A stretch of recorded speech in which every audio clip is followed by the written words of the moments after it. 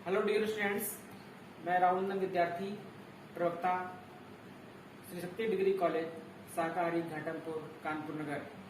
Dear students, आज हम आपको बताएंगे कला एवं संगीत विषय के अंतर्गत। आज हमारा उप विषय है कला, और कला के अंतर्गत आपके कोर्स में है आकार एवं प्रकार। तो आज हम आपको आकार एवं प्रकार के बारे में बताएंगे। आकार एवं प्रकार। आज हम आपको इसको आकार और प्रकार के बारे में बताएंगे। तो आप सभी जानते हैं कि हमारे इस पूरे ब्रह्मांड में जितना भी हमारा पूरा ब्रह्मांड है, उसमें जो प्रत्येक वस्तुएं हैं वो किसी न किसी आकार को लिए हुए हैं, यानी कि उनमें किसी न किसी आकार का आकार उनमें समाहित है। चाहे वो प्राकृतिक चीजें देख लीजिए, चाहे वे मानव निर्मित चीजें देख लीजिए। प्राकृतिक चीजों के अंतर्गत अगर हम बात करें तो आपने बहुत सारी चीजें देखी होंगी, जैसे पेड़ पौधे, सूर्य, ग्रह और फूल पौधे। इस तरीके की आपने बहुत सारे आकार देखे होंगे, पहाड़ देखे होंगे।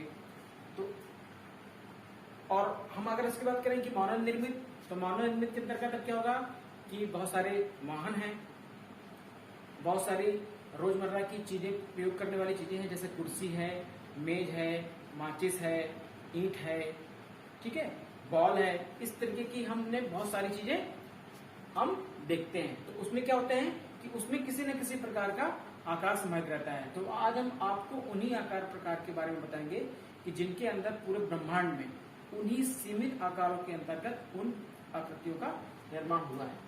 तो सबसे पहले हम बात करते हैं वृत्त की। ये वो आकार है जिसको हम कक्षा 1 के छात्रों को पढ़ाना शुरू करते हैं, यानी कि इसी आकृतियों के द्वारा हम उनको पढ़ाना शुरू करते हैं, क्योंकि ये आकृति सबसे अट्रैक्टिव होती है बच्चों के लिए। तो जब भी आपने देखा होगा बच्चों के खिलौने होते हैं वो अक्सर गोल होते हैं, ठीक है।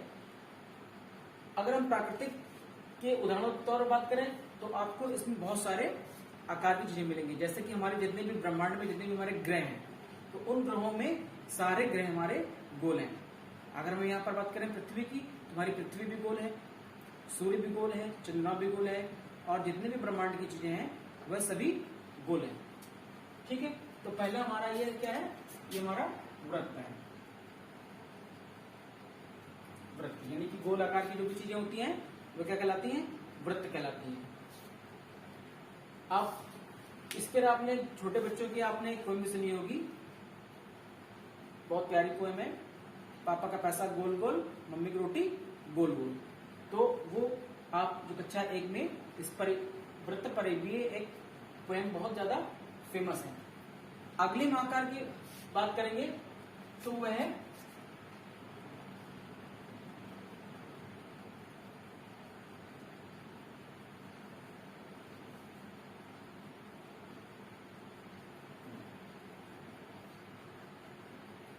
ये क्या है, ये हमारा वर्ग है, ठीक है। वर्ग क्या होता है, वर्ग की जो चारों भुजाएं होती हैं वह सारी बराबर होती है, यानी कि ये भुजा और ये भुजा, ये भुजा, इसकी सारे जो चारों आकार लाइन होती हैं वह सारी बराबर होती हैं। इसके हमारे वर्ग क्या होता है, इसमें क्या है, हमारा कैरम बोर्ड है, ठीक है। ये इसका उदाहरण होता है कि हमारा जो कैरम बोर्ड होता है, कैरम बोर्ड वर्ग का सबसे अच्छा उदाहरण होता है, ठीक है। इसके बाद में अगली आकृति हमारी आती है जिसको हम बोलते हैं आयत या आयताकार। ये हमारा क्या है, ये हमारा आयत है, ठीक। अब आयत की क्या होती है खास बात कि इसकी जो आमने सामने भुजा होती हैं वह बराबर होती हैं। इसकी चारों भुजाएं इसके बराबर नहीं होती हैं, यानी कि इसके सामने की यह और इसके सामने की यह भुजा जो होती है वो बराबर होती है। अब सोचिए आपकी आयताकार की कौन कौन सी चीजें होती हैं जो कि आयताकार से संबंधित होती हैं। कंप्यूटर हो गया, आपकी बुक्स हो गई, ठीक है। और क्या हो गया, दरवाजा हो गया। ठीक, इस तरीके से बहुत सारे ऐसे उदाहरण मिलेंगे आपको जो कि आयत से संबंधित है, और इसी के आकार मिलता जुलता होगा तो उसको बोलते हैं आयताकार। जैसे कि जो दरवाजा हमारा है तो वो कैसा है, वो आयताकार है, यानी कि आयत को लिए हुए है तो वह आयताकार है, और वर्ग को लिए हुए है तो वो वर्गाकार है, और वृत्त को अगर लिए हुए है तो वृत्ताकार है। ठीक है, तो इस तरीके से इसको हम समझते हैं। अब इसके बाद में हमारी अगली आकृति आती है, इसको बोलते हैं त्रिभुज।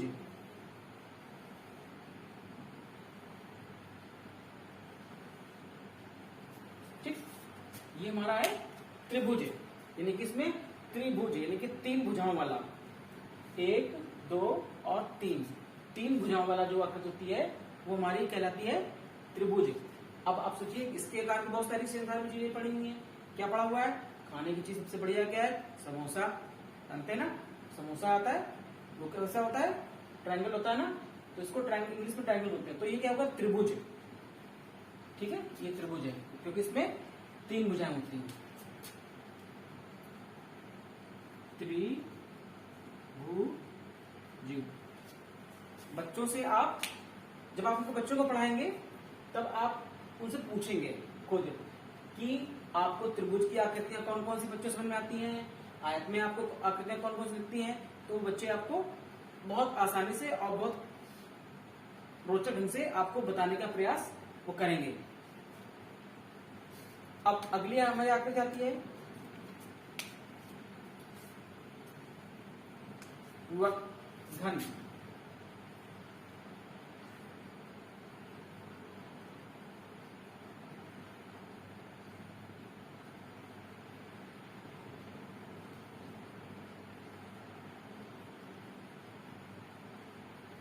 ये हमारा क्या है, घन। तो घन से संबंधित कौन कौन सी होती हैं, घन से संबंधित हमारी कौन सा है, हम सकते हैं पासा।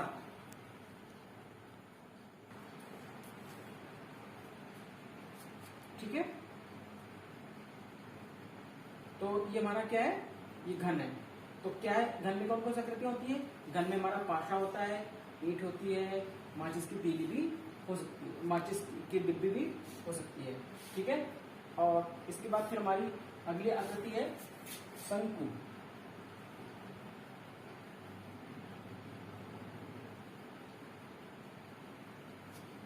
कौन सी, शंकु।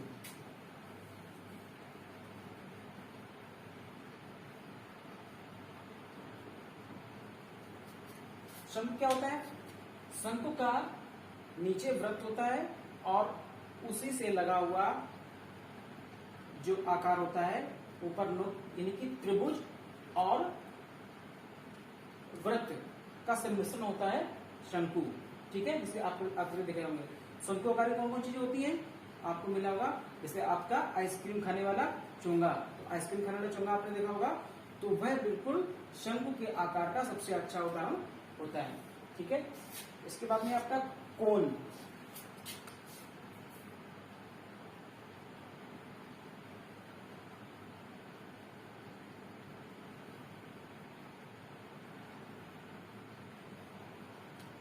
ठीक, क्या होता है, कोन।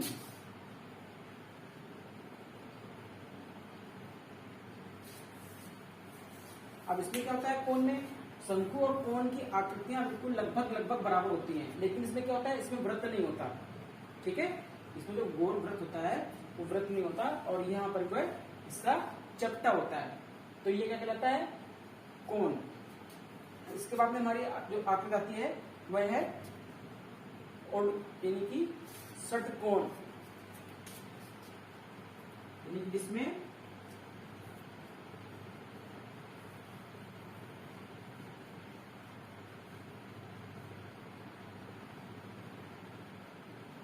छह कोने हों।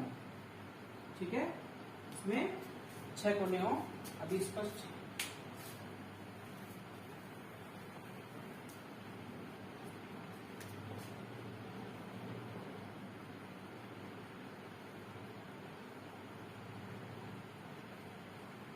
एक 2 3 4 5 और 6। ठीक है, इसमें जिसमें हमारे ये 6 कोने हो, 1 2 3 4 5 और 6, तो इसको क्या बोलते हैं? षटकोण।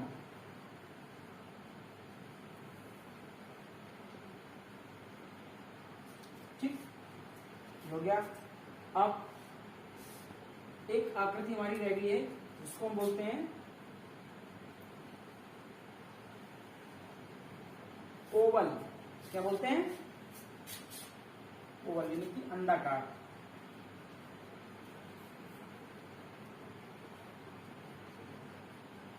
ठीक है, अंडाकार एक हमारी यह आकृति है, और सबसे हमारी अंतिम आकृति है वह है बेलन।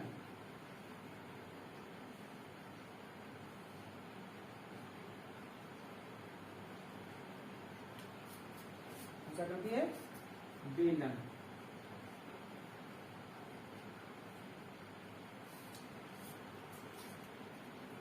ठीक है, अंडाकार और बेलन। तो आपने अभी तक इसमें जितनी आकृतियां देख रहे हैं, आपने आज कौन कौन सी आकृतियां पढ़ी? आज आपने पढ़ा वृत्त पढ़ा, फिर उसके बाद में वर्ग पढ़ा, वर्ग के बाद में आयत, आयत के बाद में त्रिभुज, फिर आपने पढ़ा घन, फिर आपने पढ़ा शंकु, कोण, षटकोण, अंडाकार, ओवल और फिर बेलन। ठीक है, इन आकृतियों में ही हमारे संसार में जितनी भी आकृतियां आप देखते हो, जितना भी आपने देखा है, वह सारी आकृतियां इन आकृतियों में ही समाहित है, और कहीं ना कहीं उन आकृतियों में इनका ही रूप उनमें प्रदर्शित होता है। तो डियर स्टूडेंट्स, आज हमने आपको इन आकृतियों के बारे में बताया। आप इनको कक्षा 1 से लेकर के कक्षा 5 तक के बच्चों को के लिए आप इनको पढ़ा सकते हो, जिसमें से कक्षा 1 के बच्चों के लिए आपको 3 आकृतियां महत्वपूर्ण आपके पाठ्यक्रम में दी गई हैं। इन्हीं आकृतियों से संबंधित आप उनको चित्र बना सकते हो। वृत्त, वर्ग और आयत, इन आकृतियों से ही आपको मिला करके उनको चित्र बनाने हैं। और धीरे धीरे, क्योंकि ये आकृतियां धीरे धीरे कठिन होती जाती हैं, वैसे वैसे आप इनको उनकी कक्षाओं में 4 से 5 और फिर 5 से 8 की ओर आप ले जाते हो। तो डियर स्टूडेंट्स, आज आपको इस क्लास में मैंने आकृतियों, आकार और प्रकार के बारे में बताया। आपको कोई भी समस्या किसी भी आकृति को लेकर है तो आप मुझसे व्हाट्सएप पर या किसी भी माध्यम से आप हमसे पूछ सकते हैं। तो आज की इस वीडियो में इतना ही। अगली वीडियो में हम आपको नई जानकारी देंगे। तब तक के लिए धन्यवाद।